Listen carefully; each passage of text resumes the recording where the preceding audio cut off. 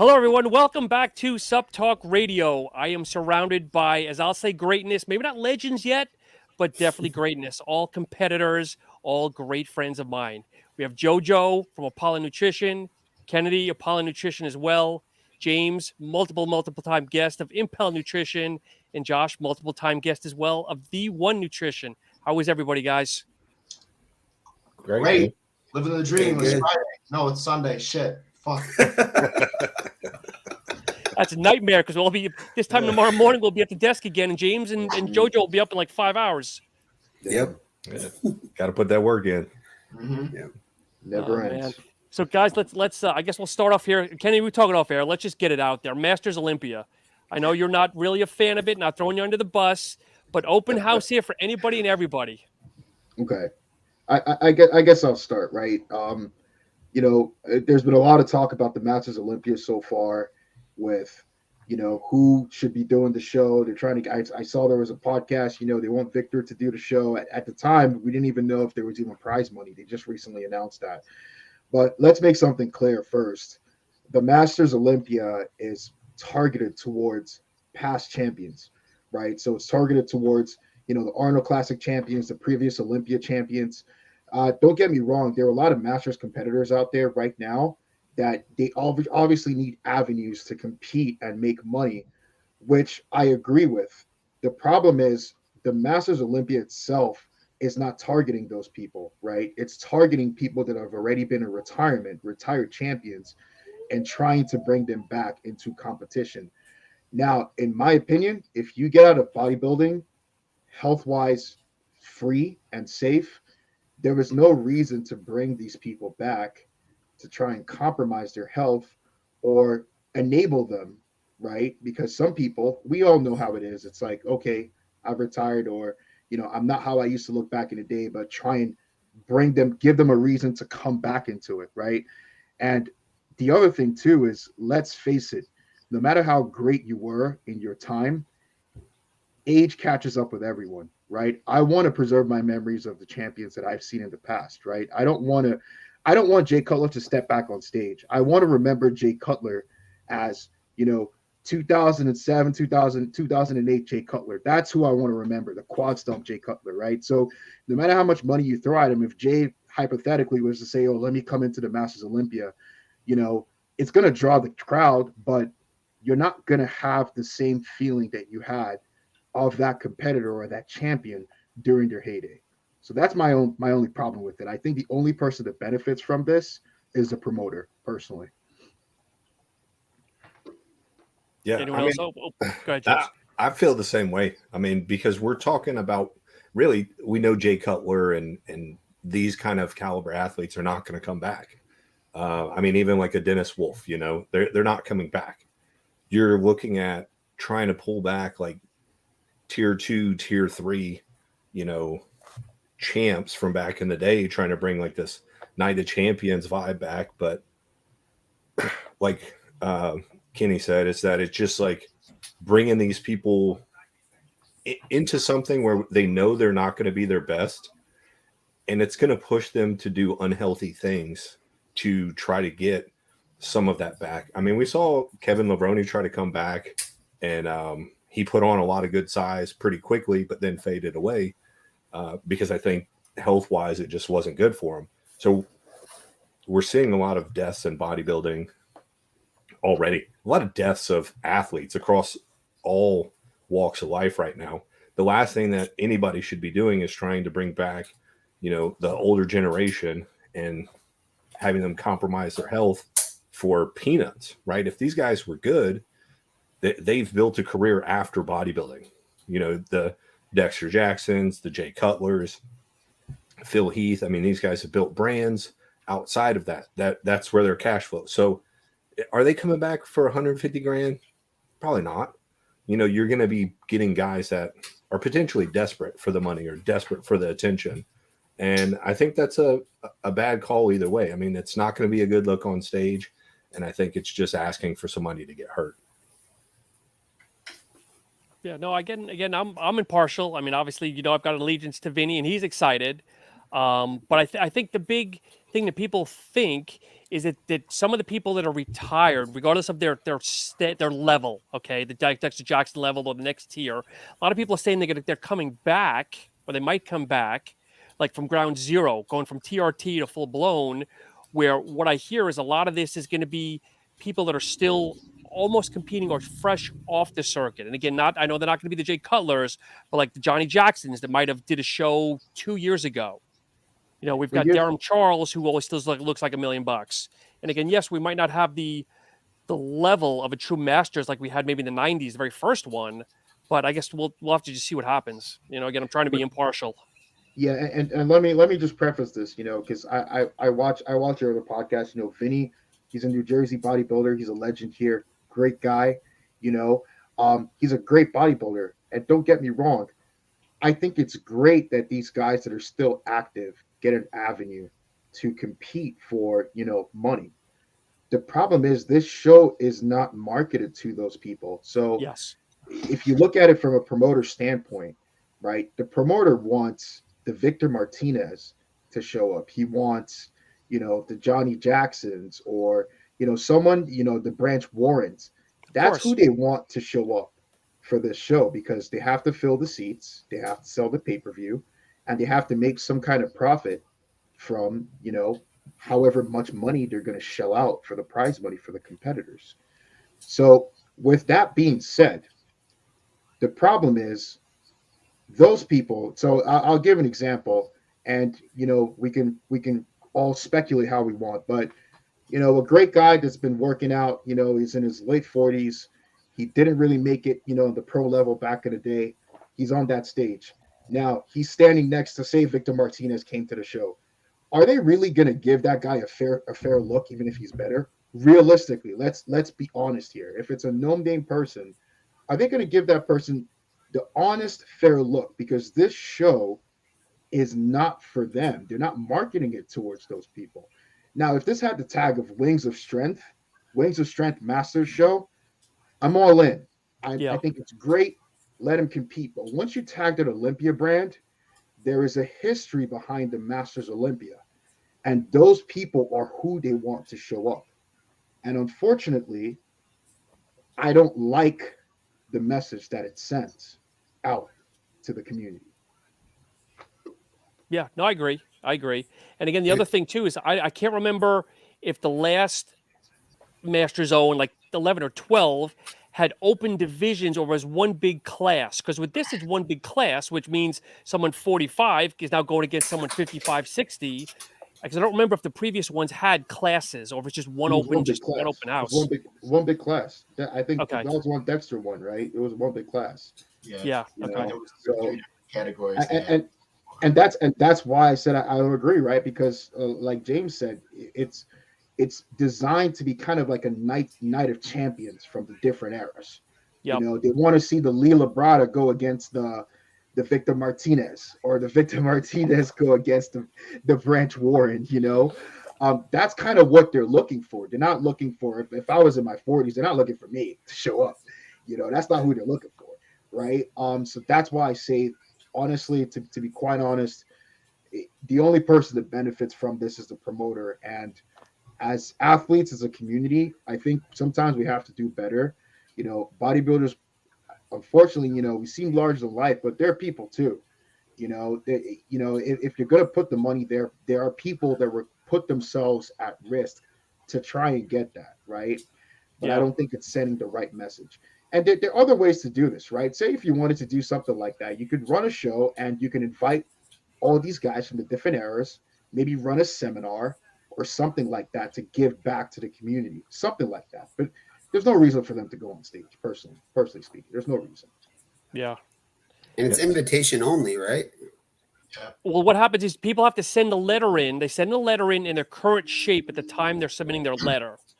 And then from there, they'll go ahead and pick. So, yes, invitation. Then supposedly the 23rd or the 24th, they're going to blast out on social media who made it, who made the cuts.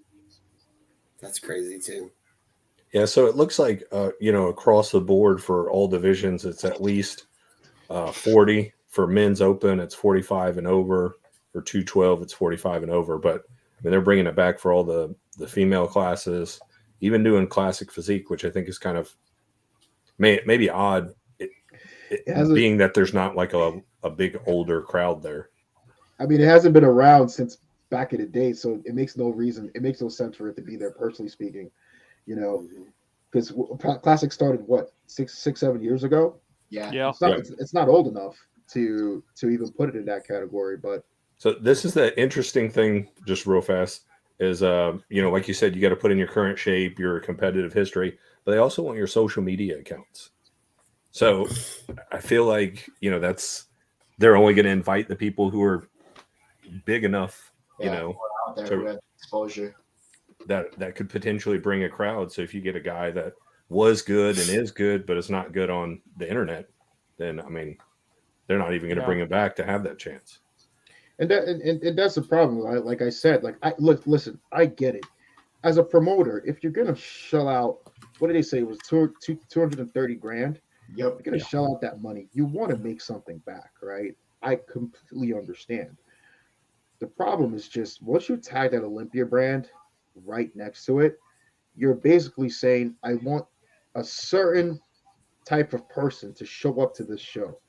I don't want just any Joe Blow that's been working out his whole life. You know, he got a pro card, but he just didn't compete because, you know, life, family, work got in the way. And maybe now he's, you know, he has the ability to do it. That's not what they want. They want the previous champions. And unfortunately, I don't think it sends the right message. Yeah, I agree. So, James, I want to ask you this: being the class, I'll call you the classic guy because I know you mentioned you follow classic more than open. So, Chris Bumstead has gone on some podcasts, have you heard, saying he would like to eventually try an open show. And Josh, I know you and I follow a lot of the same podcasts. Do you think he would do well? I think he does well at a regular open show. Not one that has tier 1 guys, though. I think he'd get walked over. Well, I mean, what does well really mean? You know what I mean? He's going to be in shape. He's going to be somewhat big. He's going to be conditioned. Is he going to be, you know, as big as like a Nick Walker or, you know, one of those guys? No, but I think we've seen that the size that he has for classic physique for most, I would say, tier 2 open bodybuilders, he has the consistency that would be damaging. There's a lot of those tier 2 guys that hit or miss when they show up. Chris is going to show up the same every time. He's got a good flow. He's got some pretty freaky body parts as far as like his back goes. So I think as long as it's not like the New York Pro or like the Olympia or something like that, he could do well. It doesn't mean he's going to be first, you know, but I think he pulls top 5 at, you know, in a regular pro show. Okay. And we'll open this up to the group here. Should professional bodybuilders be able to cross the different barriers? Because we're seeing a lot of this now. Do you think once they pick another lane that they should stay in that lane? Like Shaun Clarida going from 212 to open. If Bumstead goes from classic to open, we've seen other people go from 212 to open and go back. You got to give them room to grow. You know, I mean, like you look at Chris. Or, I mean, Flex Lewis was a great example, right? He was 212 for the longest time, and just every year he had to beat himself so far to get to 212 that, you know, either he's not going to progress year to year and end up being the same, or you got to let that guy outgrow that class. And I think the same thing goes for classic. You know, you're going to get some of these guys that get too big to hit their height weight cap. And if you want them to be competitive and progress, you need to give them that ability. Yeah, I mean, to be quite honest, you know, when I look at this question, I look at the alternative too. I like the idea personally. I don't see anything wrong with it. Like James said, you know, when you and it's kind of structured that way in the MPC, if you will, the amateur ranks, right? So you have your different weight classes, you know, from the bodybuilding. You know, you go from a lightweight to a heavyweight, you know, and then eventually we all aspire to, you know, get into the supers, right? But it's the same thing, right? Even people that turn pro, you may start out your pro career as a 212 competitor, but at some point you may outgrow the class, or say like you're a physique guy, right? You know, you started in physique and, you know, you had maybe 1 or 2 years under your belt, you turned pro, And now, you're coming into your own, getting some muscle maturity, and you're like, hey, maybe I want to go to, try my hands at the classic division. And the same thing. I think personally, I think it creates more buzz for the sport. So I don't see anything wrong with it. Now, the only thing I do see where people talk about, they start questioning, is the 212 still relevant? Absolutely. I think it's still relevant. The guys that are crossing over in these divisions are the top 1%. They're the cream of the crop of those divisions. A lot of times, most guys, that start out in the 212 can't just say, I'm going to go and do an open show and win it like Shaun Clarida. They're the 1% in those categories. So I think it's good for the sport. I think it creates a buzz. And, as we see with the Arnold eventually, with Clarida, when he shows up, he's the wild card, right? He's the wild card. No one knows how he's going to look. So I think it's good. I think it's a good thing. Yeah. I mean, take Derek Lunsford, for example. I mean, the guy's been 212 forever, and clearly he's been holding his body back to be there if he can do what he did in the open. But it's him and Shaun, and maybe Flex would have done good, but we never actually got to see it. So, I mean, we're talking 3 guys out of how many? Yeah. I mean, James, look at the top 5. Hottie, or not the top 5, but the guys in the open, right? Hottie is from 212. Bonac is from 212. There are a lot of guys that have shown up, and Derek now, is from the 212. So, I think it's the natural progression. When we talk about, we're saying bodybuilding, there has to be some progression, and if you're a 212 guy, that progress eventually for you will end you in the open, so I think it's a great thing. And I'm absolutely, as a New Jersey guy, I am absolutely happy for Shaun, to see him out there competing with the big boys. So yeah, definitely 100%. Josh, Kenny used the word promoter a couple of times. Let's talk about you, because you're a promoter now, aren't you? Yeah. With Talk about it, brother. USBF, United States Bodybuilding Federation.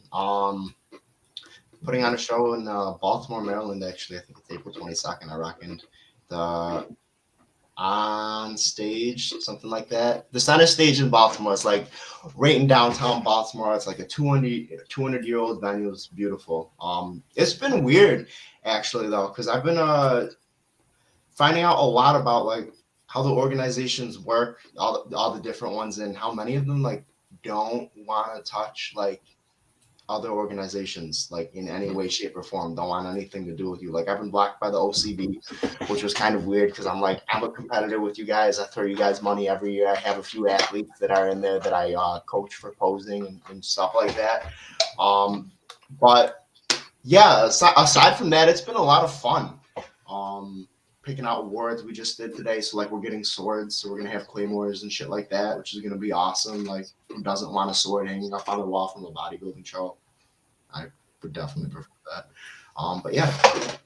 But how did it start though? You just email them and say, hey, look, what's it take to be a promoter and put on a show? I mean, so last year, my sister, I call her my sister, Karen, she got invited to judge at the show that we're actually promoting this year. And it just so happened that they needed a photographer at the time as well, because their photographer didn't want to come out and do a show that had like under 25, 30 people in it. Because like I guess for him it wasn't profitable. So I was like, I'll be there. And it started with that. I picked up a few more shows that year with the organization, and then I've just been helping out in the background. With some stuff with it. And then this year, out of the blue, we got a message on Facebook. Hey, look, I don't have the bandwidth to do the show. Can you guys kind of like step up and do this? I'll be the financial backer for it, but you'll be the one calling the shots. And look, you don't get an opportunity like that as far as I'm aware in any organization as a promoter to be able to promote the show, make all the shot calls for the show, but not be the one that actually has to be putting up the money for any of it. So that was like looking at like a gift, a blind horse in the mouth or whatever the phrase is. I was looking at that and I was like, Karen, we should really do this because we are never going to have this chance again, because the president of the organization himself said that he would never allow that sort of thing to happen. And then motherfucker, it happened. Dude, I was just going to ask you if you had to put up an escrow, but you just answered that. Yeah, bro. So good luck for you guys. That's awesome. You were just doing all the back end logistics and not putting any money up. That's awesome, dude. Yeah. As long as you're getting paid for it in the end, right? Like you got to cut a ticket sales or something. So yeah, that'd be it. So no, that which was NPF or what league? USBF, United States Bodybuilding Federation. So they do men's divisions. We have men's physique, men's bodybuilding. They don't do classic for right now. Okay. Really trying to get that. And then for women's division, they do bikini, figure, and women's bodybuilding. No physique. No wellness. Strictly urine test, or what do they do for that? I'm assuming that's natural division. Yeah. So lab submitted urine tests, and that's it. Actually. Super. And again, what's the date and what's the venue for people that are watching or listening? April 22nd, Baltimore, Maryland, at the center stage, right in the heart of Baltimore. Sweet. Good luck, brother. We're following hard for that. Thank you. Jojo, any news for you, man? We're kind of going around the horn here. I feel like you've been left out a little bit. You've been quiet and just kind of taking it in. Yeah, I'm just learning. I'm just trying to get bigger. I took fourth at my last show, and they said I didn't have enough muscle, and I disagreed, but, you know, it's kind of how beauty pageants are, I feel. So I just got to get bigger and get more dominant and just get better. So that's what I'm trying to do. And it's so funny. You remember we were talking and I posted that video of me doing those back rows and James just went in on me and my form and everything. But I loved it because you did it and then the owner of my gym did it. And he basically told me, he was like, Jojo, the people we have at our gym don't want to see that crap. Like the people that are, because our gym's more of like a health club. So he's like, that's not how you're going to bring the clients in. You need to show people how to work out. And I was like, yeah, but I'm also trying to be a social media influencer. And this stuff gets clicks because, you know, people are going to roast me for my, you know, and all that other stuff. But ever since that day, I've taken training a little bit more serious, really taking that heavy weight and grinding through the, you know, the work and stuff like that. And it's paid off. So like, it was good for me to do that so people could go in on me and then me take a look at myself and be like, okay, maybe I should change a little bit. And I think it's paid off. I mean, I've gotten way, way, way, way stronger. And I think my muscles are getting better. And I'm actually 20 pounds up from the show. And the only thing that's not as good looking is my belly. But, you know, that's where I hold all my fat. So everything else is still pretty lean. So I'm pretty happy with it where I'm at. So did the judges tell you anywhere specifically you need to grow or just an overall package, like workout specific? No, they actually told me to stop working out my legs. They're like, your legs are too big. You need to stop working out. And I was like, well, if I can't have a great upper body, I might as well be the guy with giant legs. So I know the back of my legs weren't conditioned enough. So I'm building that up. I don't know. They were kind of just, to me, it was a little shady. Like nobody wanted to really be honest with me. The promoter was honest with me. He was really good. And then another judge that I've kind of known, the one he actually let me test judge to become a judge for OCB, he was really honest with me too. So they helped me a lot, but the actual judges of the show, they're just like, oh yeah, you know, you just got to be more conditioned. And then like, I put my pictures up there. I was like first and fourth place. And I'm like, I'm kind of conditioned more than the first place. And no disrespect against him or anything, you know, he's not judging, but I was just like, to me, when you judge a bodybuilding show, it's pose for pose, you know, not just walking out on the stage looking like he has more muscle. And so that's where I kind of disagreed. Like if you took our shots, and I know like maybe our shots weren't the exact same and pictures, you know, don't say everything. But if you look at our pictures, shot for shot, I think I outposed him. And like posing, I don't think they judge on posing either, like the presentation of the poses. So I don't know. Maybe I'm just being a little bitter because I got fourth and I thought I deserved better. But, you know, I'll just get better.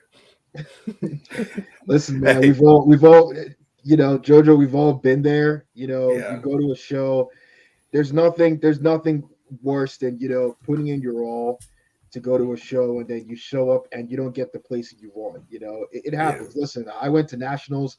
I thought I looked my best, you know, and, you know, I did well, but I was planning to win, right? I can't. You show up to win, so that's just the lay of the land. You know, you come back the next year and you get better.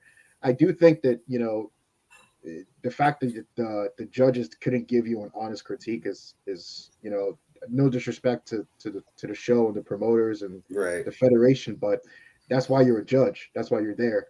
There's supposed to be a post-show assessment. Competitors should be able to send you an email or talk to you after the show, and you should be able to give them your honest opinion on why they placed where they were. If you can't do that, then I don't know what you were judging, personally speaking. Yeah. So I think that sucks that you couldn't get an honest opinion from the judges and an honest critique. But you go back to the drawing board and you show up next year and you kill it. Yep, that is the plan. Yeah, and first off, I'm gonna say I didn't really roast you that bad. I was it was good for me. Josh came in with the fucking yellow flags, be like, I'm here, I'll save you, don't worry. Yeah. I'm like, listen, we're talking about the right path of the motion for the muscle you're trying to do. I'm not trying to tear you down. I'm trying to help you be better. No, so absolutely. I felt like you wanted an honest critique, so I did. I was going to do that. You wanted it from Josh, not from you.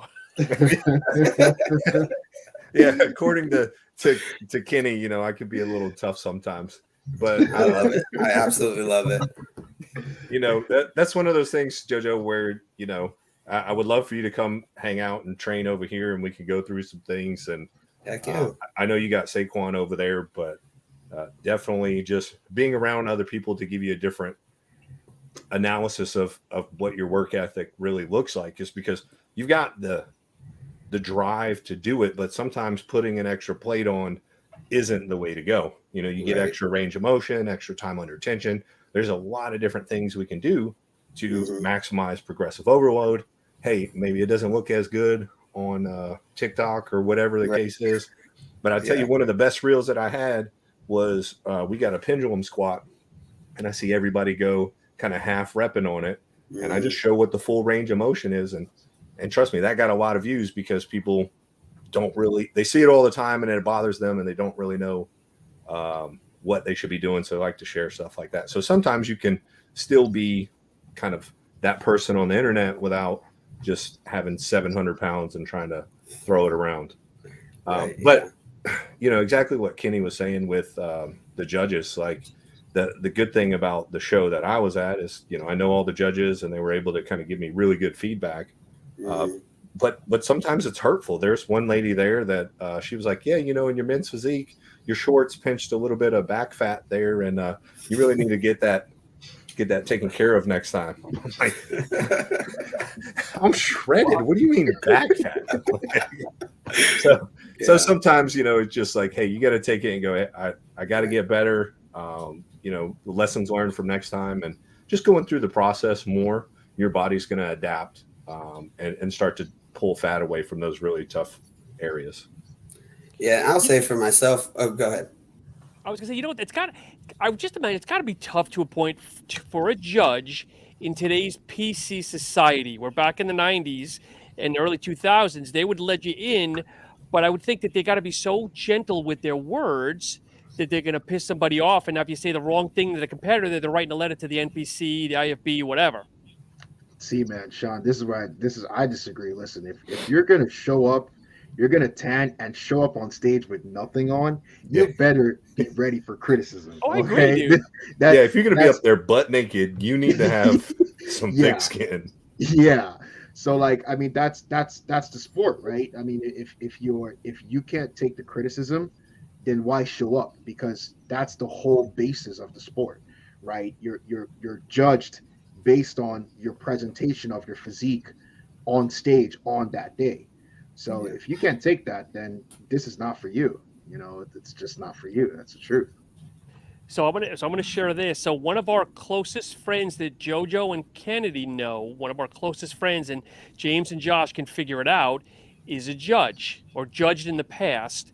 And a competitor went up to this person and asked for a critique, and the judge turned around and said, "You need to just not even compete anymore. Leave the sport." And the person looked at the other judges, and the other judges are looking at our friend here. He's like, "Well, what do you mean?" He's like, "You look like you're still 8 weeks out. You didn't tan. You didn't put any oil on. you didn't post your music, and he just started listing and was like, what else do you want me to say? And needless to say, this person wrote a letter to the federation, and our friend kind of got a little spank on the hand. He didn't say anything wrong. Read between the lines, and you know who I'm talking about. I know you're talking about. That's when you bring up the show photos and you send it back with the letter that they sent you and go, tell me I'm wrong, right? Because honestly I see a lot of people with all the shows that I go to that where you're like, man, I've seen this person 2 or 3 times on stage and they never are even close. They don't look like they have any muscle. But the promoters usually won't tell them because, hey, I just made $600 off this guy because he competed in 7 different versions of his class. You know, he's novice, open, masters, Air Force edition, you know, purple hair edition, like, you know, all these stupid ass things to just collect another $100. And, you know, so you get people that don't want to give that good feedback, or maybe they just don't even ask. Because I've seen that too, where people like say, hey, well, I should have won. And then they're in the audience talking smack and never actually go talk to the judges for critique. Like Kennedy, I think it was a heavyweight in your show, and JoJo knows what I'm talking about. There was a guy in the Nationals that looked like he was still 12 weeks out. Way more than 12 weeks. Well, yeah, I don't remember his name, but that guy got lit up all over Instagram.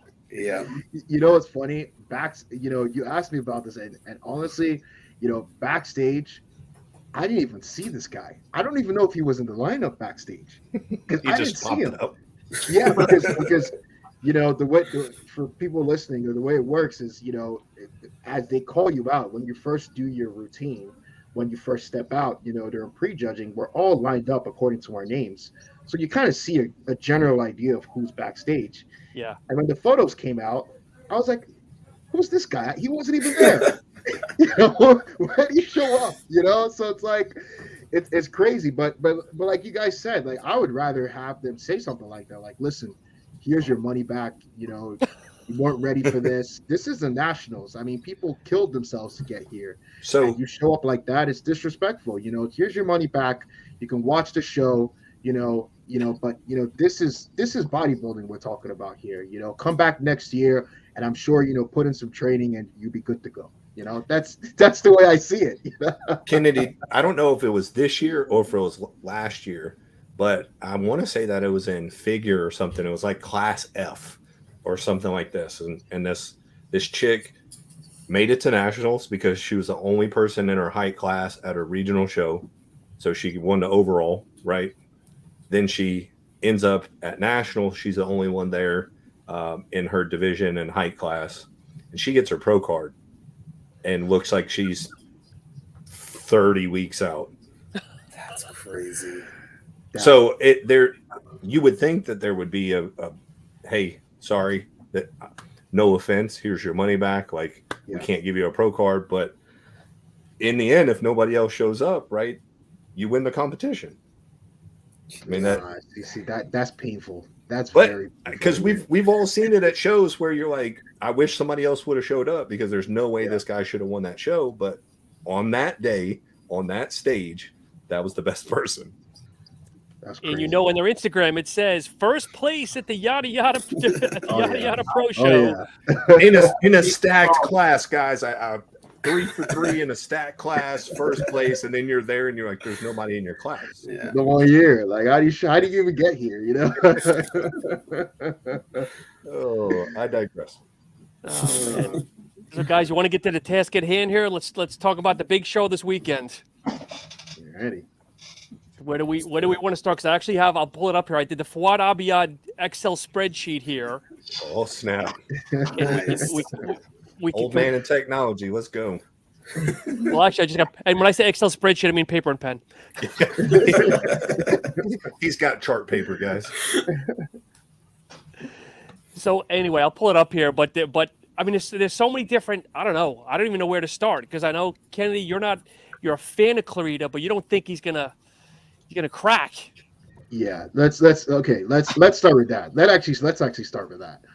So the reason why I say this is because, as we've said time and time again, bodybuilding, you're compared to who is on stage, right? So Clarida on his own, in my opinion, is Ronnie Coleman in a smaller package, realistically. The insertions, everything is there. He has That box everything. shot he posted was fucking crazy today. Yes. Yesterday. Yeah. He's got everything. But look at this lineup for the Arnold. The average height of this Arnold is like 6 foot. Okay. Right? You have, imagine in a lineup, if the lineup you put in between Big Ramy, you put in between Andrew, you put in between Samson. I mean, no matter how good he looks, he's like a jacked kid. Exactly. I mean, if you saw the Olympia where Brian Shaw came out, right, to hand out the trophies to the 212, right? Like, and people were making memes about it because of the height and the disparity in size. They looked like kids, right? Not knocking anyone, but that's exactly the same thing when you talk about comparing in a show. No matter how good he looks, the size factor is just too overwhelming. And Clarida, unfortunately, is not like a 212 guy that is wider. He's actually structurally, he's a little bit more on the narrower side compared to like the Derricks or even the Kamals. They're wider, structurally. So that also makes it harder for him to compare to a bigger guy. And that's why I think that it's going to be hard for him to crack, to be quite honest with you, the top four, because who can challenge these guys when it comes to just size? We're talking about Nick Walker, right? If Bonac shows up, the previous Bonacs of the 2020, 2019, 2018, 2020, then he's in the mix. Can Clarida stand up to that? I don't know. Unfortunately, I just think it's not that he's not good enough as a bodybuilder. It's just that in a show like this, size does matter. Size is a requirement. It's a parameter in bodybuilding that is judged, and I think that may affect him on this one. Let's just take Shaun in general, though. Take him out of the Arnold equation. Do you think his frame is maxed? Do you think he can get over 200 pounds on that frame without getting too blocky or blowing out his midsection? Just throwing it out to anybody. Where else do you put it? He can't. Listen. I don't know if you guys have met Shaun. I'm in New Jersey. I go to Signature. I've met him a couple of times. I'm a great fan. Shaun is wider than me. Okay, Cole, you have met me. Shaun is wider than me. But he's still shorter. I mean, he's maxed out. Yeah. There's nothing else you could put on that frame. The only thing you could probably give him and say he probably needs more at this point is arms. There's nothing else. He's maxed out. And that just goes to show how much work he's put in, because when you look at his videos online, his workouts, he's lifting just the same amount of weights that people 230 plus are lifting, and he's 40 pounds lighter than them. So that should tell you the amount of work ethic, how willing this guy is to suffer to get to where he is. He's doing everything he can. It's just, unfortunately, he's just the size, it's just not something that he has, unfortunately. I wanted. I'm sorry, James. How old is he? Late 30s, mid to late 30s at this point. So I mean, he's not a young guy with a whole bunch of extra to put on. I mean, he's been big. He's 40. 40. Yeah. 40. Yeah. I just lit up. Yeah, because I was going to say, I feel like he's been on the Olympia stage for 8 or 10 years now, right? I mean, he's been around, and he constantly gets better, but like, there's only so much you can pack. I mean, you look at him, like, where else are you going to put muscle, right? He already has stacks on stacks on stacks. I mean, the guy's always in shape. I mean, that's the crazy thing, is that he's never been off from what I've seen. Does anybody think so? I'm looking at our list here as the top 5. Does anybody think he's going to crack top 5? He could be 5th, in my opinion. Do you want to call that as a call, James, or are you just kind of throwing it out there? Do you want that him? Do you want to put him in the 5th place? Wait. Slow down. Whoa. I'm just saying, like, hypothetically. I didn't say all that. I just said, So, Jojo, you being a shorter guy, respectively, I mean, what do you think of Shaun? Because obviously the shorter guys tend to really like the shorter guys. He gives me hope. I mean, really, honestly, so getting into bodybuilding after I did my first show, I was just like, I can't compete with these guys who are taller. Like, there's no way, you know. And then I saw Shaun Clarida, and I was like, well, maybe I can, because I think he's actually shorter than me. He's only like 5'2", which I'm not much taller, but I mean, that means I have hope because I'm 5'3".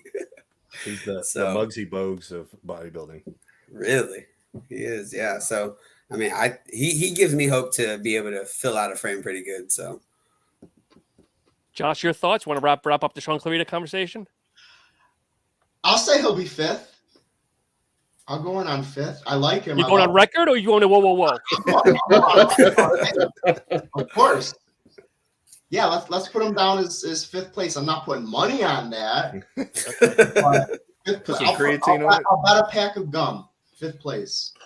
Big spender. Pay for postage. All right.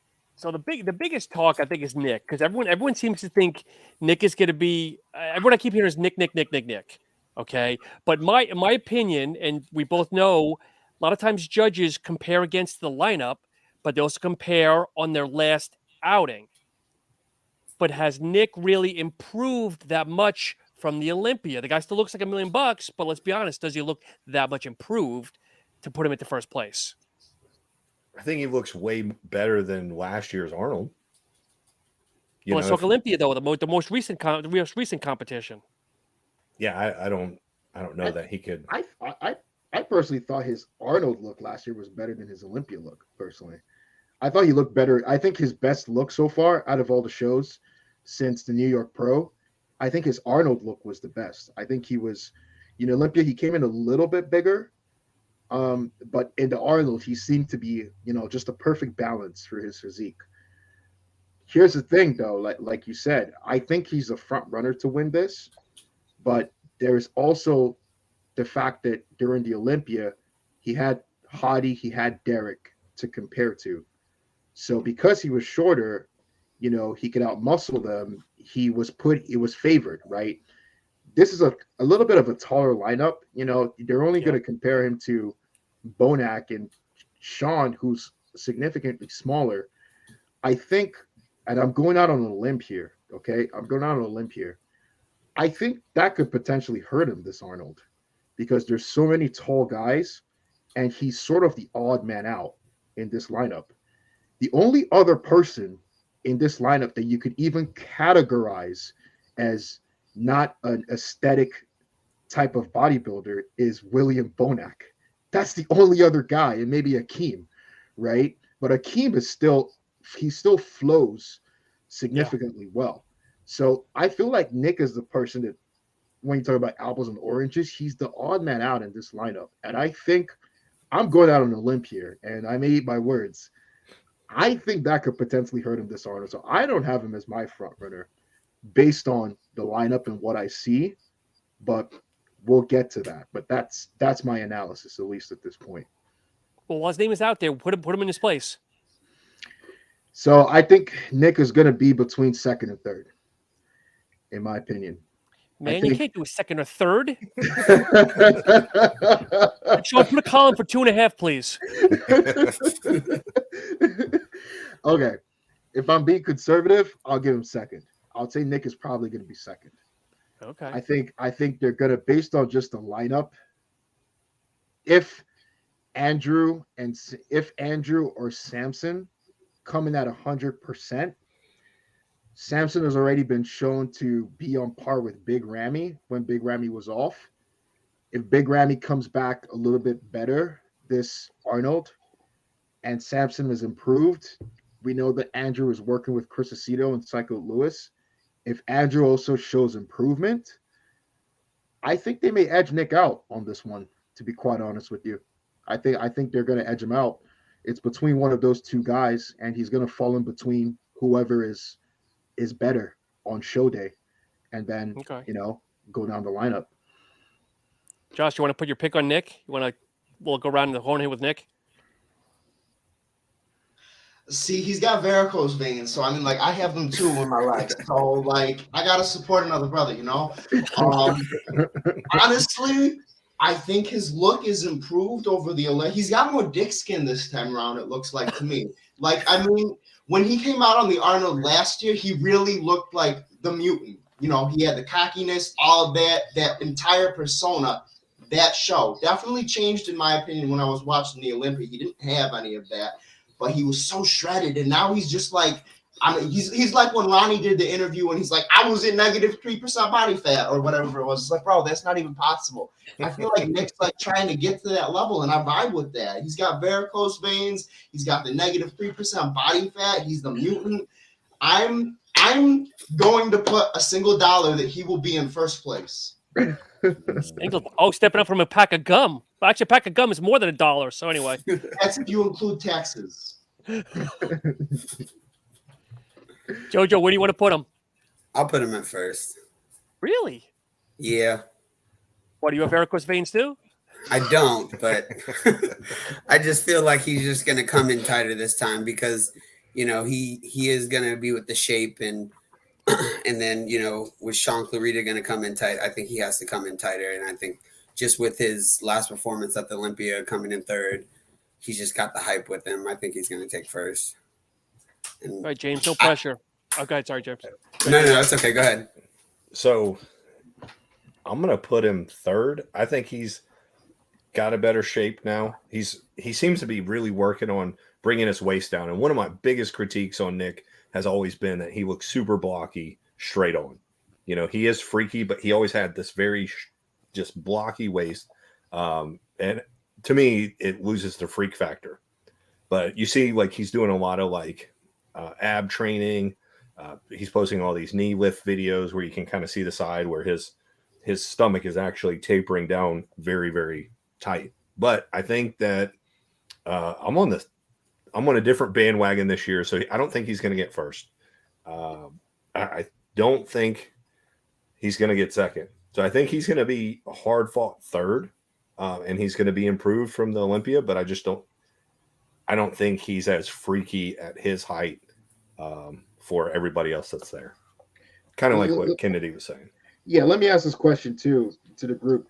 Do you guys think that his camp, because of the lineup and who's showing up, they're strategically trying to bring him in a little bit more streamlined, you know, a little bit not on the bigger side like the Olympia? Do you think it's because of the specific lineup that he's in? That's the strategy for this round? I think so. Everybody else is a more aesthetic bodybuilder than him. Bingo. Yeah. You know, and you kind of see that that's been the move, right?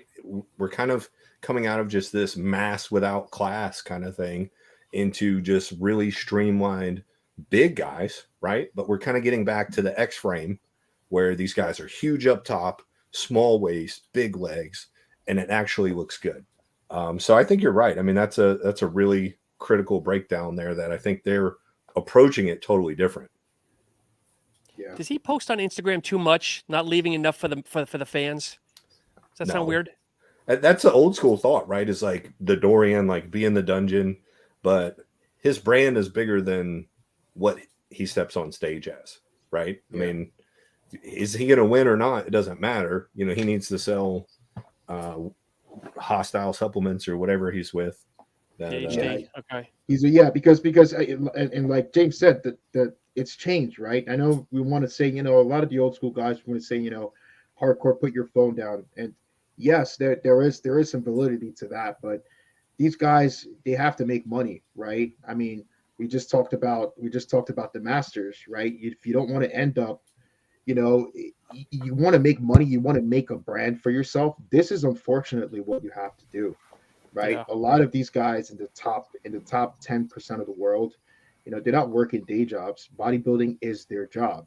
So in order for them to be able to make the income that they need to promote those brands. They need to put themselves out. Social media is the way. So, I mean, if you look at just bodybuilders on the planet right now, Nick is one of the biggest bodybuilders on the planet in terms of just social presence, presence. And how did he make a name?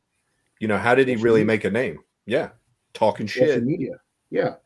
Yeah, I mean, you throw it to the other side, right? They always say that. I mean, Blessing, we know Blessing is not a tier 1 guy, but he's a social media. He does a lot of social media stuff, and he's making a lot more money than a lot of guys that are tier 1 bodybuilders. So at the end of the day, if that's your main job, you have to do what you have to do to bring the income, for you and your family.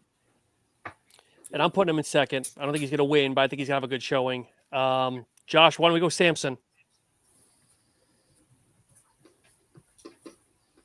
I think he'll be second. I mean, all of the updates that he's posted as of late, he's made some significant improvements. I think if the video or photo that we saw in the group chat is his most recent, I'm pretty sure he had like some striation in his hamstrings, which was something that no one really thought was going to happen with him just because he had so many issues coming in with conditioning this past year. And he's just so massive and aesthetic at the same time. He's so classic, but so fucking large. It's honestly the only like James said, he's the listen, I'm sorry, you're demonetized probably at this point.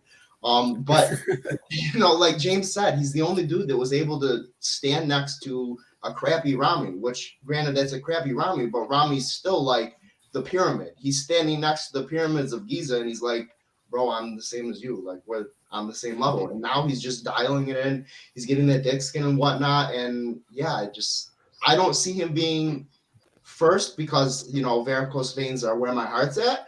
But I see him being second. If anyone's going to be first, that's not Nick, it's going to be him.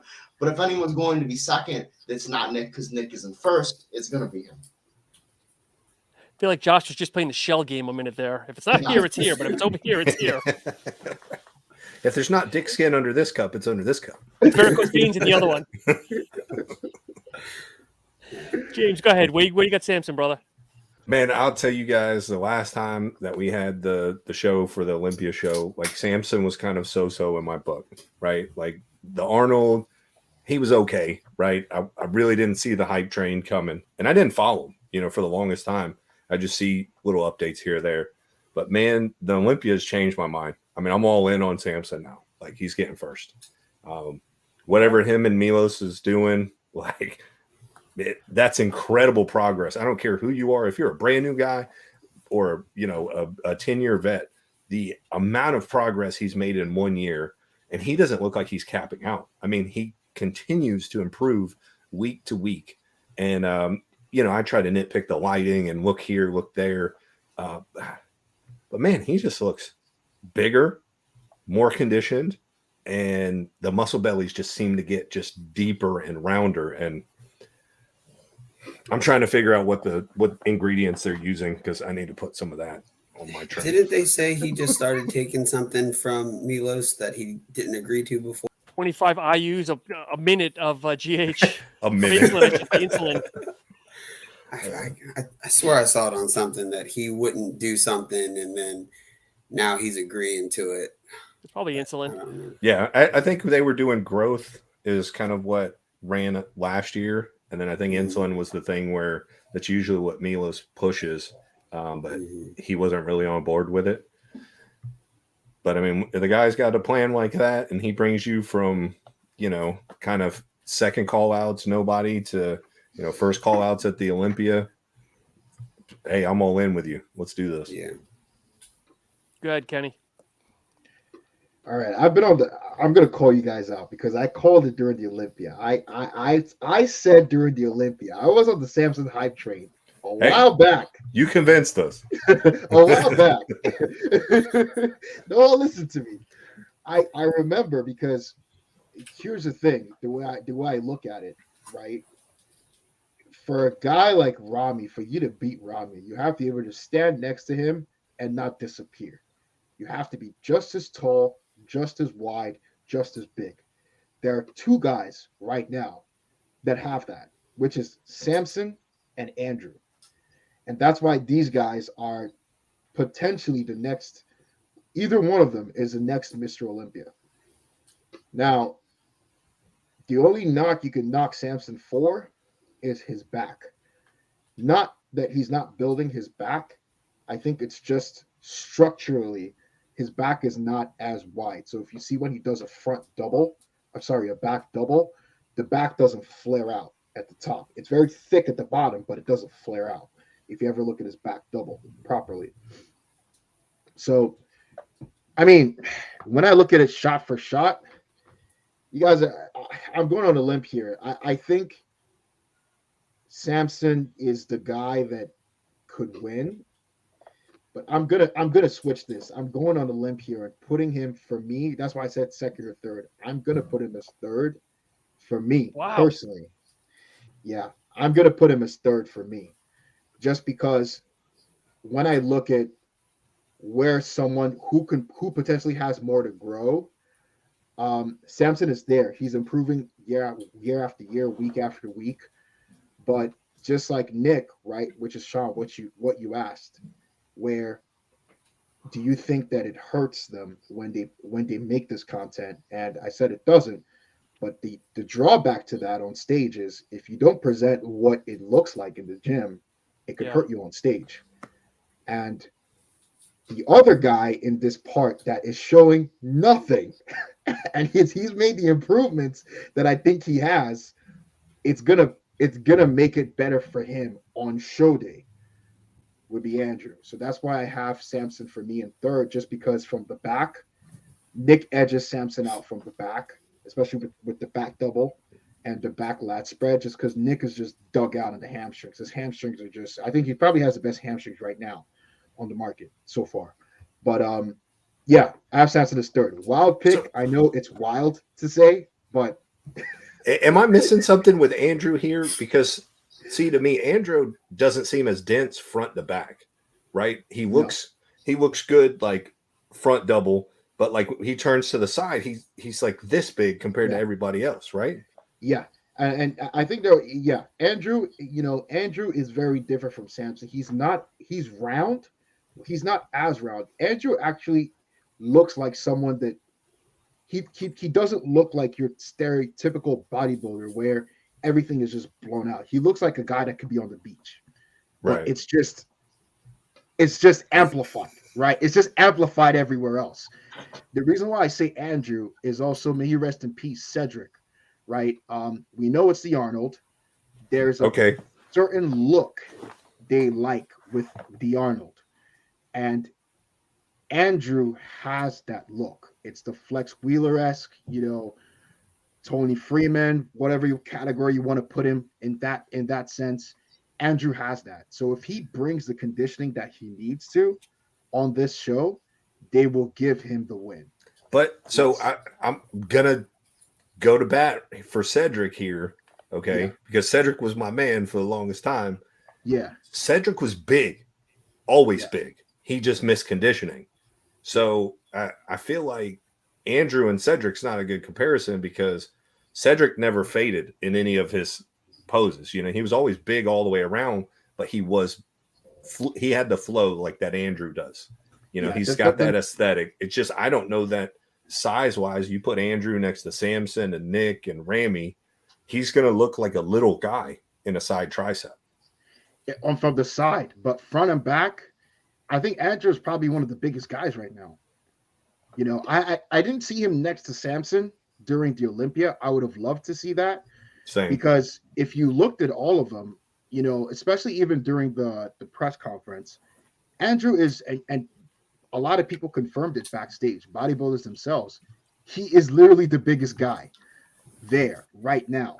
So I think people don't realize how big he is because of also the way he's put together, because of the way he's also put together. So, I mean, the training that Psycho Lewis has this guy going through, he's going to come in better. I know he's coming in better. It's just how much more is it going to be? But this is a question for you guys now in terms of size. May he rest in peace. Do you think Samson or Andrew, do you think they are bigger than, Cedric at his peak? Or Cedric was still bigger than they were? Because I think they're actually bigger than Cedric at their peak. Well, yeah, I think Cedric was only 250 at his peak. Yeah, like, ripped on stage. Yeah, and that's what I mean. That's my point. That's why I think that, with this show, a guy like Andrew, if he comes in improved and he's able to, You know, from the side, he's not as thick, but if he poses because of his posing, the way he poses from the side shots, it makes him look more actually thinner than he actually is. If he poses properly, I think if they fix those things, this is his show to lose, personally speaking. But he wears gloves when he works out. He ain't winning. I can't defend him on that one. I don't know about that. So Jojo, going back to Samson, what place do you have him in? And we'll go to Andrew. I'll have him at second. Okay. All right. So Kennedy, obviously you're going Andrew winning the show. Yeah. And I think he's gotten a lot better, but I still think he still has a lot to go. I think not a lot to go, but I still think I don't think he's ready yet. Yeah. With his new camp and everything. Yeah, when you say potential, I think out of these people we're talking about now, these last three people, he has the most potential to go as far. I think Samson is going. Samson is progressing a lot faster than he is, but Samson is also I think Samson will cap at some point. I think Andrew has a lot farther to go. You know, his potential is way higher than Nick and Samson, in my opinion. Josh, where do you have Andrew? Let's talk Andrew for a minute. Do I have a third place spot available? Yes, you have Nick in first and Samson in second. Beautiful. Guess what? Andrew's in third place all day. All day. Takes the cake. Want to put 26 cents on that? I'm thinking a quarter. Jojo, where do you want to put him? Man, I wanted to put him at third, but I just don't know. It's the glove thing, isn't it? I think so. Not really, because I use straps, so it's almost as bad. I use straps on everything, so I'll put him at third. Just because with his new coach and the new, with Cristiano and stuff, I feel like they'll bring him in a little bit tighter, and that's what he needs. So I think I'm not trying to sway anyone's point here, but an example for that would be Derek Lunsford, right? Like if we know what Derek looks like now at the Olympia, that shock factor is gone. I think that shock factor was also what added to Derek's placing of second or potentially first. He was only a point or two behind Hadi at the end of the show. But now we know what Derek looks like come next year. Would that affect his placing? I think that's also the same thing that may happen with Andrew in this particular instance, where if he's progressed a lot more than we expect, that shock factor, you're not going to be able to. The judges are not going to be take their eyes off him. He's going to steal the show, and that's what will put him ahead, in my opinion. That's fair. Yeah. So James, you going second? So I've got Samson first. And you got Nick third. Nick third. I'll show the sheet at the end here just to compare everything. I say he gets fourth. Really? Whoa, okay. Hot take. That's where I had him originally, so I'm gonna hold that there because I like the guy. I think he has good shape, and I was actually just trying to snag a couple more pictures and see if I was seeing everything that Kennedy was saying there.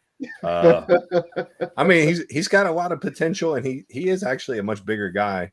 But I just think the way that it's presented, he's got to put on a lot more size, I think, to be able to stand toe to toe with Ramy, Nick, and Samson, because they're all dense as shit. I mean, they're this wide, and that's a great way that you put it, Kennedy. Is like he looks like he could be on the beach, like he could. Yeah, he really does have that. Like, holy shit, that's a big guy, but you wouldn't go, holy shit, that's the Arnold Classic winner. Yeah. Good one. Josh, I can't tell if you're sleeping or checking your phone, but what about He's looking Big at Ramy? his varicose veins over there, making sure they're still there. He knows. I was just trying to make sure the blood flow is still going because I'm sitting down. I don't want them to, get numb. So, Josh, what about Big Ramy? You got him coming in anywhere top 5? I have Big Ramy coming in, looking like Big Ramy came in at the Olympia. That I know that meant nothing. He's gonna come in looking like shit. I'm gonna be straight with that. I don't believe that all of the things that the stem cells, quote unquote, have fixed. And I think Chad is just trying to do the whole hype train thing that everyone else in his camp has been doing since Homeboy stepped on stage the very first time of his life. How many other places can I put him in?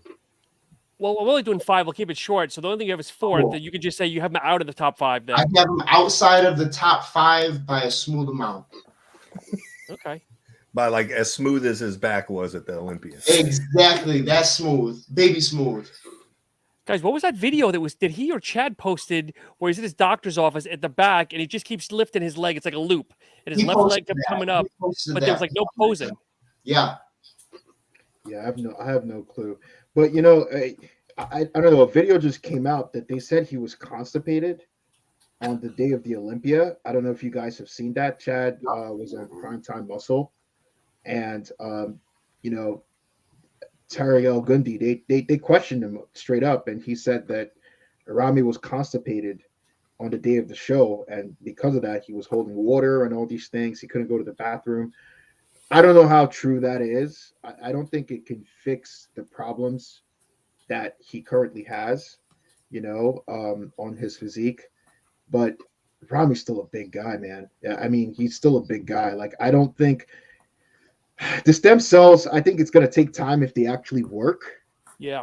But I can't see Ramy being outside of the top 5, honestly speaking. Like, I can't see it. Like, you know, I have my three people there. Yeah, I mean, outside of Nick, Samson, and Andrew, Ramy is the next one in line. I still don't think whoever else is in the lineup still has the goods to take on him. He's still big Ramy. The big in that name means something, you know. So I think he's 4th, in my opinion. But is he going to be gifted a lot, though? Is he really going to be looked at as a better physique, or is he going to be gifted because he's a former O, Mr. O? I don't think so, because, you know, let's look at the Olympia. Ramy, that's the first Olympia since Samir Banut that Mr. Olympia has slipped from 1st to, you know, 4th.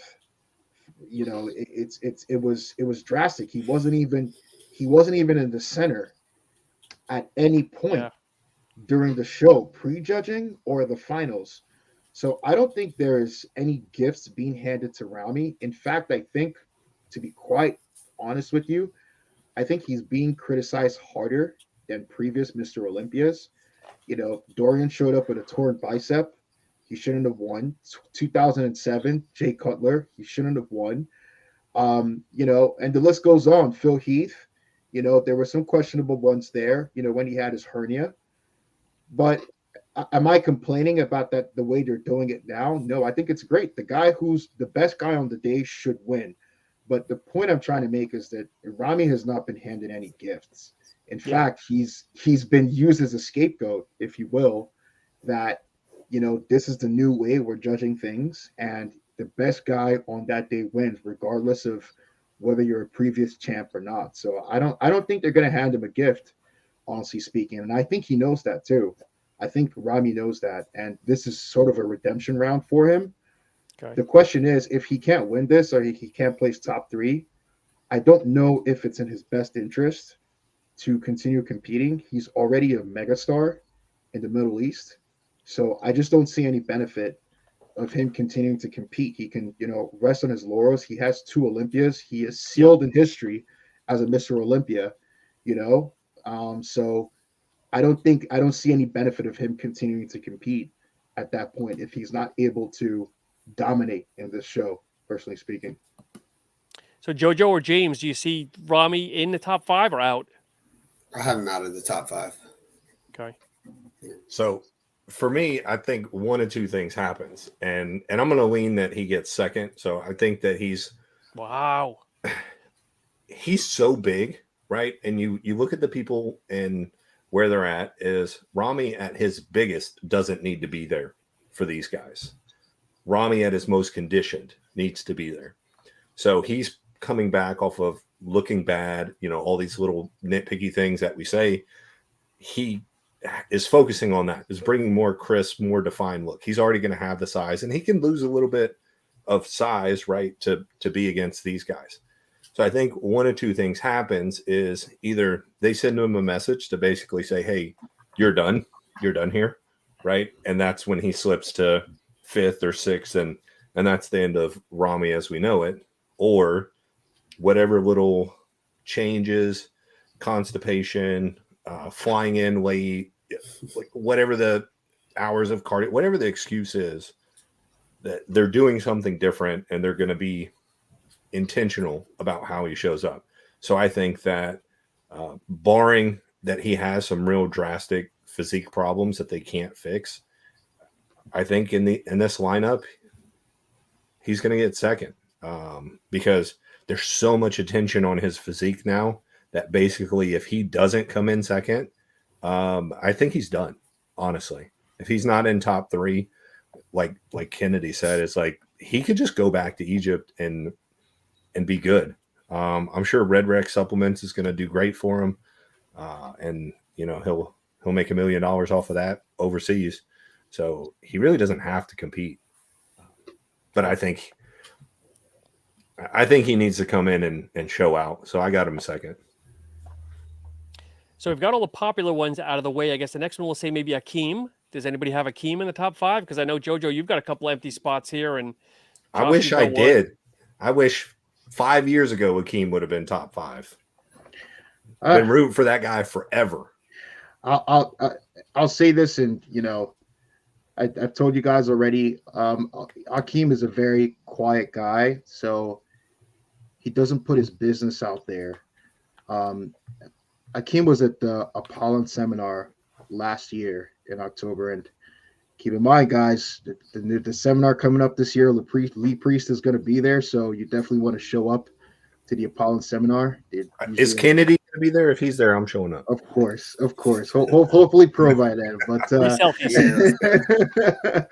but a lot of people don't know that Akim was in an accident last year, a pretty bad accident, and he was going to physical therapy during his Olympia prep. And he's still dealing with the effects of the accident that he had. So, he's always been a guy that he's a gentle giant. He keeps quiet. He goes to work and does what he needs to do. But the guy's going through some things on the other side of the house that, and I'm not putting his business out there. This is just knowledge, but you just have to look for it to find it. It's not personal stuff. But what I'm trying to say is that, with all the tribulations and things that he's going through, the guy is still showing up to this show. Unfortunately, because of these things, he cannot be his best, because we all know what it's like to not be able to train at 100%. The physique is not the same when you can't train at 100%. So because of that reason, I have Akim out of my top 5. But okay. I think that with that being said, he should still be proud of the fact that he made it to the Olympia and the fact that he's still showing up to the Arnold. The guy's got a lot to be proud of. The guy's gone through the ringer this year or last year. He went through the ringer. So, I know a lot of bodybuilding fans, sometimes they don't look at these mega athletes as, they kind of dissociate that these are people too. You got to look at it that, this guy's going through a lot. So, give him the support that he needs, but he's doing what he can with what he has right now. Let's not forget, though, brother, too. It was either 19 or 20. I think he took 7th at the Olympia. Nothing to sneeze at. Yeah. And honestly, he probably could have been better a couple of those years. He's cracked the top 10 and not even been at what we would all consider his best. Yeah, and Akim, I think Akim has a similar, if we're just looking pure bodybuilding, everything else, he has a similar characteristic that Samson has, that no matter how much you diet him, he doesn't go flat. So, like Samson's approach, he's been very open about it, that Milos is killing him. He barely eats anything for the size that he is, and he doesn't run flat. And Milos keeps pushing him down. And that's why Samson is, where he's at right now. I think Akim may need a similar approach for him to be really, really dialed in, because, that guy, I mean, you could put him on keto for months. He's not going to flatten out. No way. He has too much muscle on him, so he's never shown up flat. He's always just a little soft. Yeah. Big, round, but just a little soft. Exactly. And I think maybe that's the approach that whoever, I don't know who's coaching him right now, but that may be an approach that, you know, they may look at in future. Just see how far he can push things, you know, in terms of his diet, to see if he could come in a little bit sharper. But yeah, that's my thing. So I don't think he'll be in the top 5 for me. Does anybody think, or we'll just kind of move on to the next? So Jojo, who do you have in your 4th? Because again, you just to refresh, you've got Nick in 1st, Samson, Andrew, and I know we're getting to the back end of the lineup now. That Well, I'll say this. Being that I'm not like in, you know, that world, I don't get to see these guys firsthand. And coming from my first judging show, like being at a judging table, seeing people right there makes such a difference than in pictures and stuff like that. So with that, I mean, just to round out my top 5, just because all I see is what I see online, I'm just gonna go like Bonac at 4th, and then Clarida at 5th. But that's just because, you know, that's who I see. So that's, to me, those are the physiques that, you know, I can really judge. Everybody else has kind of been, you know, it is what it is. But, you know, I would love to be able to see these more in person so I can give more accurate, you know, because to me, now seeing what a judge's table looks like, that up close under those lights, like physiques just look way different than just pictures and everything else. So that'll round out my top 5. we brought up Bonac. Is Bonac in anybody's top 5 pick? We still got a couple of spaces for the 3 of you guys. You got 5.5 for me?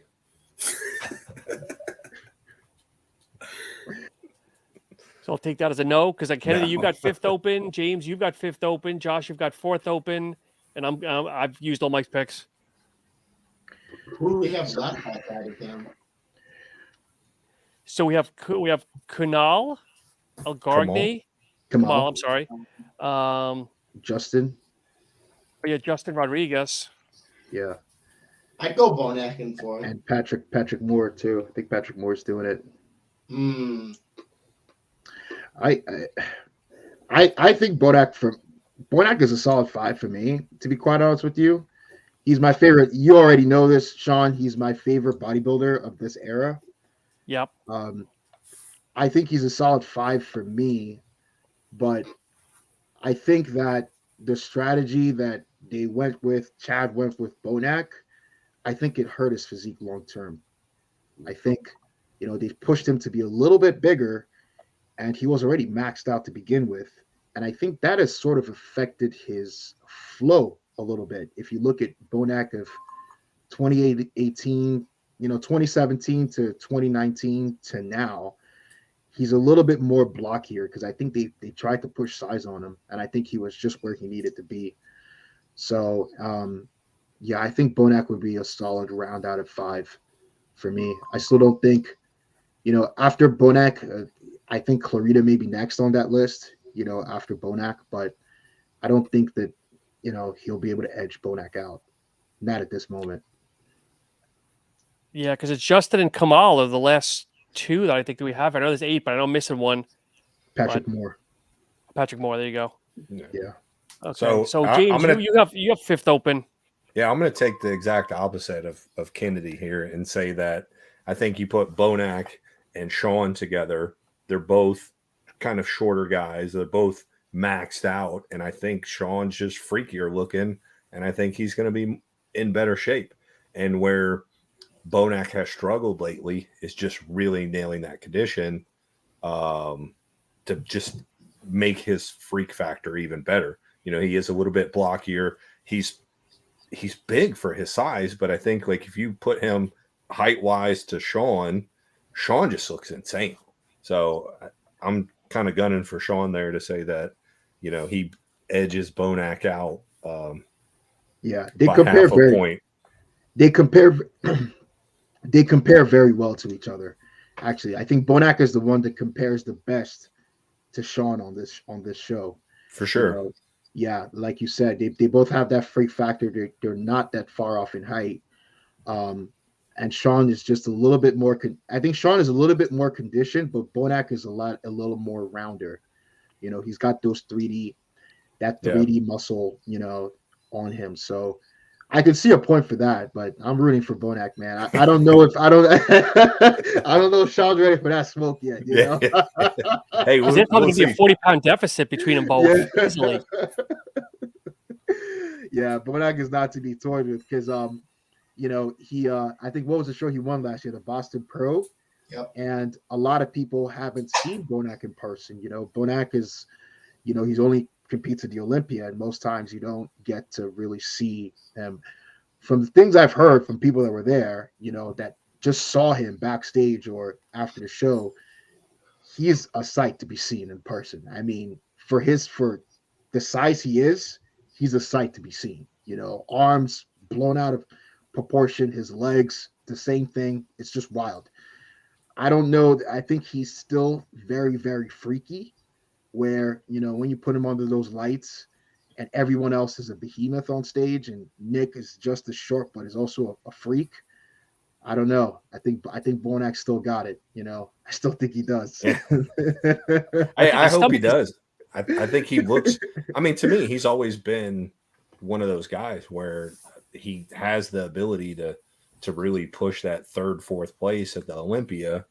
But he's just kind of, like you said, maybe been a little bit blockier or, you know, just not nailed the condition the same way that some of the other guys have. But you go back, like you're saying, like 17, 18 Bonac, like lights out to me, him and Shaun, he would have had it back then. Because I think his arms are crazy. It's just you've made this V-taper kind of. They've made him, because they've pushed the size, so it's almost like his waist has gotten a little bit wider. So now he's less streamlined compared to what he used to be. Because he's probably bigger overall, but the optical illusion isn't there that we used to have. Exactly. Because I'll make the argument that, you know, people are going to slaughter me for this, but I think he should have won over Brandon Curry. You know, of that Olympia, because that Arnold, they were very close. The Arnold was 4 or 5 months before. Mm-hmm. They were 1 and 2. He beat Brandon at that Arnold. Realistically, if you go back and look at the footage, he beat Brandon at Arnold. But it's just, you know, media-wise, Brandon was hot at the time. He was the next talk. But personally, I think Bonac should have won an Olympia. I think that was his time to win during that time. But yeah, before I get myself in more trouble, let me just So Josh, you have your fourth open. You've got Nick Samson. Crap, I wrote Samson twice. Nick Samson. Is that good? I don't know. Yeah. He's so big he takes up 2 spots. So I'm sure you had Andrew in there. Maybe Andrew third? Yeah, Andrew was third, I reckon. Okay. And you had fourth place open here with Shaun rounding out at fifth. Yeah, let's go Bonac in fourth, Shaun in fifth. Okay.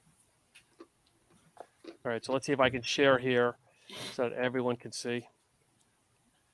Share screen. What are your picks, Shaun? I don't think you've given us your picks.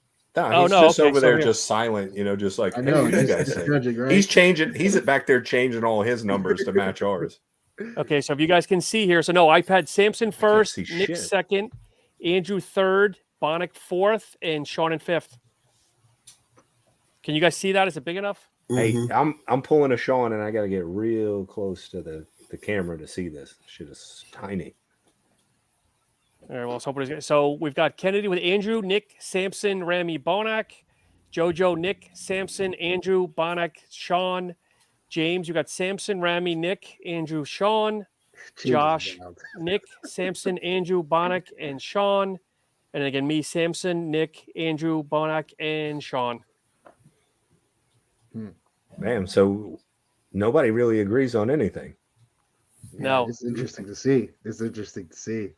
Because I think James has the wildest pick right here.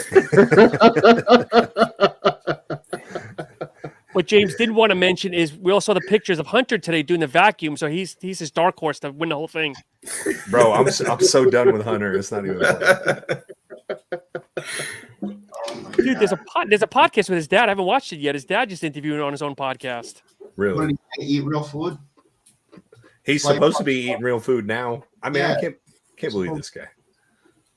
2 out of 6 meals a day. That's crazy. I mean, so guys, as I said, let's round up on this here. I know you guys gave you homework of the Mount Rushmore of non-Mr. O's. Have anybody given any thought that want to lay down the non-Mr. O's for Mount Rushmore best bodybuilders? I know my pick, so I'll let people go. Jojo, why don't you? I know you're not the biggest fan, but who would you say is the top 4 for non-Mr. O? I'll stay out of this one because honestly, I haven't really learned a lot about that. I'm kind of in the now, so I'll listen to everybody else and then learn from you guys. Yeah, Jojo, I got to get you some bodybuilding books, man. I got to get you some bodybuilding books for research. Arnold training guide. Yeah. So I was toying with this idea today just a little bit, and I was thinking, honestly, Kai Green's got to end up on there to be so close with Phil for all those years, right? So that's a good part of like the newer generation. But then, you got Kevin Levrone that should be in there somewhere. Potentially, like Gaspari, maybe a Franco Colombo or a Tom Platz or somebody like that, just that were kind of iconic but never really placed well. I guess it depends on what you really want to call what is this Mount Rushmore of bodybuilding? Is it just all the second place guys? Our opinion. I mean, it's subjective. Yeah. I mean, some people say Flex is the best athlete that's never won the show. Some people say Shaun Ray is. So when I think of Mount Rushmore, I think of guys who potentially are uncrowned Mr. Olympias. So for some reason, maybe they were screwed by judging or they just never came in at their best. These are people that they should have a Mr. Olympia title at this point. And if I have to start, number 1 is Flex Wheeler. I mean, when you talk about the way the landscape changed, Flex Wheeler is hands down. When you talk about what a bodybuilder should look like, if you draw a cartoon, you're drawing Flex Wheeler. He's the greatest bodybuilder of all time, personally speaking. Like in terms of just being put together, if we saw what he could have been maxed out, that's the greatest bodybuilder of all time. I don't think anyone would question that, personally. And if you do, you got to do your homework. So Flex Wheeler is number 1, in my opinion. Number 2 would be Nasser, awesome body. May he rest in peace. It's a good one. I think Nasser, a lot of people don't put him in this category, but at the time, Nasser was one of the few guys that could challenge Dorian in size. The guy was there. He had it, but unfortunately, he just wasn't able to cling the title. And, I think that changed his mindset with bodybuilding in the later years after he retired. So Nasser's number 2. Number 3, Kevin Levrone. We all know he's one of the greats in the sport. He's still actively giving back, to the sport at this time. And he had the physique, he had the personality, he had everything. It's just at the time you were fighting the monster of Ronnie Coleman, the greatest bodybuilder of all time. I mean, not many people, even till this day. Ronnie Coleman's last competition was 2004. 2004. You put his physique today, he still wins, right? How insane is that, right? So it's understandable. Kevin Levrone. Number 4, I have to give it to Victor Martinez. I still think 2007 Victor Martinez. I think if he won that title, because you know how it is, if you've played sports, if you've even in bodybuilding, when you win, it changes your mindset, it changes your trajectory. I think if Victor won 2007, I think he may have gone down and had another one or two. So I think Victor is one of those uncrowned Mr. Olympias. And number 5, I don't want to say Kai Green because he's great, but when you really look at that footage, Phil Heath was ahead, man. I don't think Kai had a chance of winning. I'll be honest. When I look back now Phil is retired. At the time, I wanted Kai to win, but now when you look at Phil is just under Ronnie when it comes to the greatest bodybuilders of all time. Phil is just right next to Ronnie. I mean, no one is put together the way this guy is. So if I had to give number 5, but if you put Kai 2 years after, right? Mm-hmm. He wins. Shaun, Brandon. I mean, like he wins. Absolutely. He's another one of those that's like stuck in the wrong time period. You know, if he would have shuffled a little bit, he would have been one. Yeah. Kai was just in the wrong place at the wrong time. Every time. But hey, it's not bad to be number 2 to 7 times. It's not such a bad spot. So yeah, you know, if I'm being honest, like, because when you talk about Lee Haney's era, like Lee was so dominant, I can't give Gaspari or even Lee Labrada because no one was touching Lee Haney. He was that dominant in his era in terms of size. So I guess number 5 would be Kai. I guess you're right, James. Number 5 would actually be Kai. You know. Josh, have you given any thought, Josh, or no? How many faces are on Mount Rushmore? It's actually 4. I know Kennedy gave us 5, but it's 4. I thought there was only 4. I'm like, where's this 5th face coming from? Hey, nobody said this was going to be a history test, okay? Kennedy said the asterisk. He said if you had to pick a 5th, there was an asterisk. I heard it. Exactly. They're working on the sculpture now. I think I agree mostly with all of Kennedy's picks. I mean, I'm gonna go Kai as one of them, just because I think his posing routines that he would always bring to the Arnold were just absolutely fucking nutty.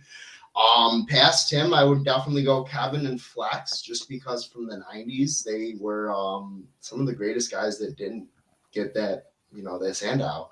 And the last one I'm gonna go is kind of like a dark horse, or just I don't know. He's Lee Priest. I feel it should be on there, at least in my opinion, because at least when it comes to bodybuilding as a whole, he's like really the only one that's ever always voiced his own opinion, and it's kind of just, I think, something that garners that same sort of respect. Y'all are so quiet though now. I'm like, oh shit. So I agree with everybody, but I'll throw a weird one in here. I'm gonna say Chris Cormier, maybe not from the O, but he was always the bridesmaid to Jay's 3 Arnolds, because I think he came in second every year. And the same thing with, I think, the Iron Man. He was always behind either Shaun or maybe Jay. And I think if he didn't let his partying lifestyle and really put the pedal to the metal, he'd probably do a lot better. Yeah. I mean, you could make a case that Chris was just as good as, you know, Flex, Nasser, you know, during that era. I think Chris was just as good, but like you said, like, yeah, I think there were just too many factors that held Chris back at the time, you know. And he did mention, I don't know if you know, because he's been talking a lot lately more, you know, opening up, and he did say he was going to make a comeback at some point, you know, and that was when he ended up in a coma, and he said that was the best he ever looked, you know. So it would just been amazing to see probably what he would have looked like then. Maybe he could have, you know, claimed the title, you know, at that point. But yeah, I agree. Yeah, I say if there's someone on that list, he wasn't at the top, but if there were 2 people on that list that could have potentially made it to it, I would say it would be Mike Francois and potentially Dennis Wolf at some point. Dennis Wolf was close. You know, he hit third like a couple of times. So those are probably the big question mark, though. His candle was burnt out too quick. Yeah, because Francois beat Flex. Francois actually beat Flex, you know, at the time, Flex was literally unbeatable. So I would say Mike Francois would probably be the next one on there. And Josh just say, we'll wrap up here, but Josh, do you say Lee Priest? I agree, but he's been very vocal that he never wanted to win the Olympia because he knew he never could against these guys. He was just happy to make the top 6, which he was very successful in many shows. He knew as a short guy, he was never going to place top 1. Yeah. So, but guys, it's been a great chat as always. Anything else before we kind of wrap up here? I appreciate your time, guys. That was fun. Yeah, this was a lot of fun, actually. Yeah. Well, you know, I'm gonna take the time to talk about what I can't really talk too much about. Is that our new pre-workout? Yes, coming out soon. Yeah, please. I can't say a lot, but we're kind of going against the grain here. Everybody else is going for big scoops. This is an 8-gram scoop, but it hits really hard. Has a little bit of pump in there, but a lot of trademark ingredients, and actually costs us more to make than our 14-gram scoop of our GSD. So this is the first time we're really trying to do a full release with the promo boxes and get out to all the TikTokers and everything like that, because this label's kind of risky. There's 5 people I've shown it to, and everybody. So you did it. The one you showed me, you did it with that special person on it. Oh yeah, it's 6 people. Yeah, it's crazy, man. So I think a lot of people are going to talk about it because it's a very polarizing concept. This person you either love them or you hate them, depending on where you live in this country. And I can't wait for it, man. So hopefully the formula will be fun for a lot of these high stem guys. That's one thing we've pushed against the whole time we've been in business, is to not play to that market. But there's just so much interest in it, and I keep getting people asking about it. We give the people what they want. This is also the first 20 serving that we're doing. Everything else we've done has been 30 serving, but for the market, they don't really care. They want something that hits hard. They work out, 3-4 days a week. So it gets them through the month. But yeah, I'm excited for it, guys. And I really want to share more of it, but I want the surprise factor of everybody to be like, holy shit, I can't believe they did this. But you have it in hand, don't you? Oh yeah, dude, it's sitting right over there. So when are you going to put it on the site? When the idea is when the promo boxes hit the TikTokers and reviewers, when they post their videos, I'm going to try to coordinate 3 or 4 of the big guys to post a video on the same day or in the same week. Yep. And when the first one goes live, that's when the site's going to go live. We've got 501 units. So I did just like a base run because I am concerned that the individual that is on this bottle may not appreciate it. And there may be some legal action. So we'll see. Make sure you have some lawyers ready, man, from what I'm hearing. Josh, give a quick promo. You just dropped a good pump formula for you guys. Yeah. Yeah, dude. This stuff is good. You can dry scoop it and it tastes good. And it's like there's not enough ingredients in there if you can dry scoop a pump. No, it's just because it's all like fine. It's like Colombian cocaine. It's like fucking life. But yeah, no, we did. Vascular Drive AP. I think we have 508 milligrams of that joint in there. We have like 8 grams of citrulline, and like we have a few other, patented pump ingredients along the way. And like, I've had it for I think not even 10 days. I have maybe 4 servings left. Granted, that's because I train 8 times a week, but it's good. It's really good. Trust me. Listen, my motto in life is I'm not trying to live long life. I'm trying to live a good life. But yeah, so Drake over here. I'm not here for a long time. I'm here for a good time. But no, really, James, listen, I gotta hand it to you, dude. We were talking, privately about, who we use and stuff like that. And one of the companies you linked me up with, dude, I gotta hand it to you. Thank you so much, because they were like, yo, who you were using before, hella shady. And I was like, yeah, I thought so too. And it took me like 20 emails, several phone calls to a cell number, and then a 1-800 number to get a person. Now I don't got that. Now I'm just like texting them, and they're like my homies. They're like, yo, bro, what's up?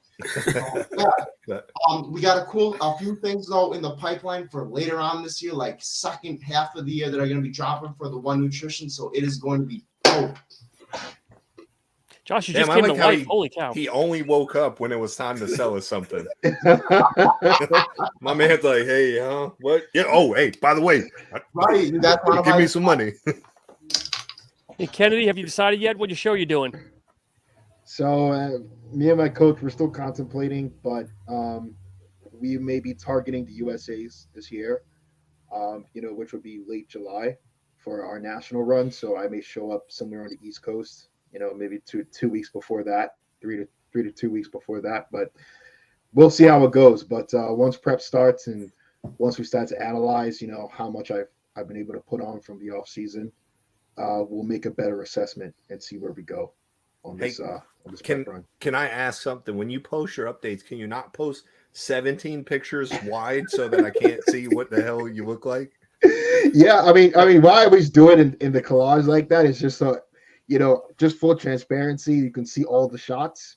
Yeah. You know, but you know, James, you know, for you, I'm gonna send you directly just for you please. each shot. No, because honestly, I like that idea of like you get to see every angle and see the real dimensions, but like I want to be able to zoom in and go, okay, like from last week to this week, you know, how's the low back tie in, how the hamstrings looking, because you know, from a competitive side, like that's what I'm looking for is like week to week, and I'm like, I don't know if he does it on purpose, but every time you post them, I'm like, damn, I can't see nothing.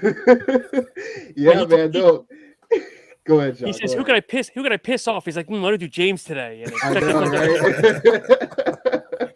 No, but that's a compliment, because if I'm actually that intrigued to your week to week progress, you know, it's just something to say about your physique and kind of what you got going for you. Yeah, no, thank you. Yeah, you know, we're sitting at 254 right now. We're gonna hold here till prep starts. You know, from the off season, I think we've made very good progress in such a short time for this off season. So I think once prep starts, hopefully, you know, especially my back and hamstrings, we've put a lot of work. You know, two sessions a week per body part on those. We're gonna see if, you know, we're able to see some extra development from the previous year. So what are you doing different back wise? More rows, more pull downs, or is it just frequency? I think it's more frequency. So we're doing a lot more frequency. The rows, I've always done rows and stuff, but something that I didn't do last year, I actually stopped deadlifting completely because I had a really bad abdominal strain at the beginning of the year. So I really wasn't even able to fully heavily squat free weight. So, you know, we thankfully everything's fully recovered. So now we're back to the heavy deadlifts, you know, heavy compound deadlifts and, you know, the heavy free squats. So I think that would make a solid difference. And then for the back, you know, the rows, we would typically split it between the pull movements, you know, the close grips and then the wide. But now we're just doing heavy rows, both sessions, you know, squeezing, getting the good squeeze in between those. And, you know, I think there's going to be, I feel it, you know, I can feel myself growing. So I know it's a good thing. So conventional or sumo before we move on? Conventional. I've always been a conventional guy. Yeah. All right, we're still cool. Yeah. So, guys, as always, it's been a pleasure. I know we've shared hundreds of thousands of messages in our little private group here, but it's good to see everybody face here. I know it's therapeutic for me, at least. But I love all you guys. Let's just quickly go around the horn. And JoJo, where can people follow you? What's going on in your world? And we'll kind of go around the horn. On Instagram, Yabui is the name with underscores in between all that. And Apollo Nutrition, Yabui15. And you'll see me in 2024, a new man, way bigger, way better. And I'm going to do an NPC show as a warm-up for my pro show in OCB, since OCB's allowed us to do other shows now. So I'm going to step on an NPC stage to see how this natural body can do. There we go. So James? As always, impelnutrition.com. You can find me at Impel Nutrition. That's the brand page on all social media, or as douchey as it is, Impel_CEO. But I do that so everybody can feel like they're talking to somebody important. Anyway, be on the lookout for In Pre-Max. And as always, if you have questions, supplements, manufacturing, training, whatever, I'm always open book. Love to help you guys. Shoot me a message. And again, if you have plumbing issues, he's your guy. Hey. Josh? You can follow me on Instagram, _nutrition for the main page, or for myself, it's at Joshua Karuba. That's 2 R's, 1 B. And then my photography, j.angel_photography, all of which are on IG, our website, the1-nutrition.com. We saved the biggest for last, Mr. Kennedy. All right. And guys, you know, you can always follow me on Instagram as a name there, Colossus_Ken. I love to answer questions, get to know people, talk about bodybuilding, you know, so if you have to have one of those things, feel free, shoot me a message and let's talk. Just don't ask him about the Masters Olympia. And as always, everybody, if you can like, share, follow, anywhere you can leave a comment, please do. And make sure you tune in Masters Muscle this Wednesday for the Mr. Lee Priest. Thank you so much, guys. All righty. Take care. Good one.